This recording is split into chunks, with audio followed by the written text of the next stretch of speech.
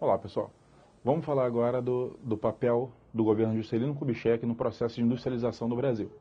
Só para a gente contextualizar um pouco, lembre que JK assume num momento muito tenso da geopolítica. Por quê? Porque o mundo vivia um contexto de Guerra Fria muito tenso, e a pressão americana tinha sido fortíssima em Vargas, até seu suicídio. Então, olha o que acontece. O presidente JK ele já assume sabendo da pressão que o contexto vivia. Qual é a grande questão de JK? Ele chega com uma postura muito firme, muito forte. Essa postura dele vai ser chamada de desenvolvimentista. JK chega com um pensamento à frente. JK chega com a ideia de abrir o Brasil para a economia internacional. E aí, o que a gente destaca? A gente destaca que o período de JK ele é conhecido por uma expressão chamada de o período do take-off da economia brasileira.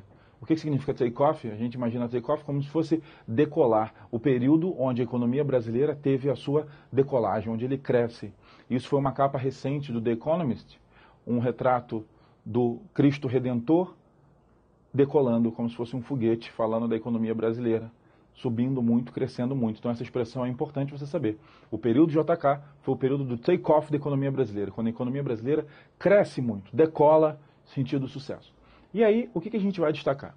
Juscelino chega num momento, como a gente falou, tenso, e ele chega e fala, a minha postura é desenvolvimentista, o Brasil ele é capaz de crescer através do investimento, através do surgimento de novas indústrias, abrindo sua economia, e aí ele tem um slogan que pegou muito, e é importantíssimo você saber, o slogan de 50 anos em 5. Qual é a ideia dos 50 anos em 5? É mostrar que ele vai conseguir num período muito curto, o seu mandato de 5 anos, desenvolver o Brasil num nível tão elevado, que vai parecer que o Brasil desenvolveu 50 anos.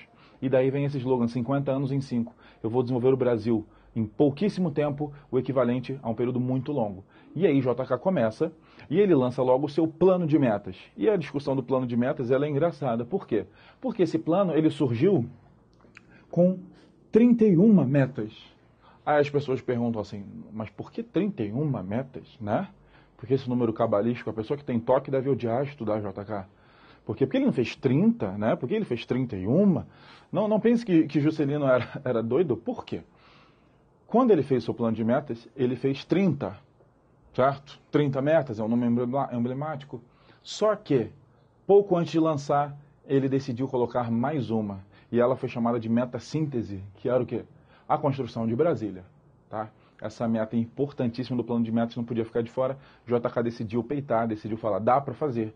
E aí ele consegue criar a capital e levar do Rio de Janeiro para o centro-oeste lá, construindo Brasília. Então por isso que esse plano de metas, ele surge com 31 metas. Mas o foco de Juscelino Kubitschek era principalmente o setor de energia e transporte. Pare e pense, por que o foco dele era energia e transporte? Olha o tamanho do Brasil, ele tinha a proposta de integrar o território, ele queria levar Brasília, certo? Ele queria que o Brasil olhasse para o seu interior, ele queria conectar, ele queria que o Brasil tivesse muita indústria e essas indústrias pudessem não só produzir, como escoar de forma inteligente. E aí ele cria, dentro do seu plano de metas, o maior foco, energia e transporte. Isso é importantíssimo de você saber. O setor de energia, a gente destaca a fundação de Furnas, por exemplo, empresa importantíssima de energia, certo? Quando a gente fala em transporte, e aí você pode ver isso na aula que a gente viu, os meios de transporte brasileiro, JK aplica o rodoviarismo, certo? Não só por ser um meio rápido, um meio flexível para áreas montanhosas como a área do Sudeste, um relevo muito acidentado, onde o transporte rodoviário ele é bastante fácil de você criar, muito mais do que outros, por exemplo, o ferroviário, não só por essa facilidade, essa rapidez do rodoviário, mas para incentivar indústrias que a gente vai falar daqui a pouco, certo? Aí você pensa, então tá ótimo, o JK vai criar um Brasil, ele vai desenvolver 50 anos em 5, só que entenda, um país só cresce depois de investimento. E para investir num nível tão alto quanto o JK propôs, ele precisou de muito capital. Aí qual é o pensamento que você tem que ter? De onde viria tanto capital para você conseguir criar tantos projetos num espaço tão curto de tempo? Aí JK usa uma estratégia que muita gente usa em casa. Qual é a estratégia? Pensa. Quando você precisa de muito dinheiro, você não tem. Você não vai chegar para uma pessoa da sua família e pedir todo o dinheiro. Você vai esperar essa pessoa ficar sozinha, como se fosse no reino animal, você vai dar um bote nela, né? E você vai falar, por exemplo, pai, tem como você me dar um dinheirinho e tal? Aí ele dá, você fica quieto, espera outra vítima, né?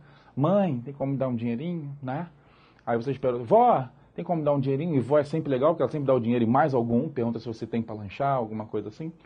E aí, com o tempo, quando você divide os custos, é mais fácil de você conseguir esse capital e no final você tem um volume muito grande, certo? Olha o que o JK pensou. Eu preciso de investimentos volumosos, imensos, e eu não tenho esse dinheiro sozinho. Não tem como o Estado levar todo esse investimento, principalmente nesse tempo tão curto que nós temos. E aí ele lança uma coisa chamada de modelo tripé, ou plano tripé de investimento. O que foi isso? O JK divide claramente as funções que ele espera de cada um, e ele consegue pegar o crescimento, o investimento de diferentes fontes. Repara só o plano de JK como funciona. Ele deixou para o Estado todo o investimento estrutural, tá? A criação de novas hidrelétricas, a criação de ferrovias, a criação de rodovias, ficou com o Estado. Então o Estado era responsável por infraestrutura. Ele deixava bem claro isso. E aí cabia as outras duas fontes. Quais eram essas outras duas fontes? O capital privado nacional, ele pediu aos empresários brasileiros essa participação e, obviamente, esse ponto importantíssimo, a abertura ao capital estrangeiro. Isso é um ponto importantíssimo da aula de JK, a abertura ao capital estrangeiro. Como que esses dois investimentos não se chocariam? É simples. JK, ao convidar, ele já sabia exatamente em que áreas cada um atuaria. Tá? Como assim? O capital privado nacional investiria em bens de consumo mais simples. Como assim? Com menor carga tecnológica. Por quê?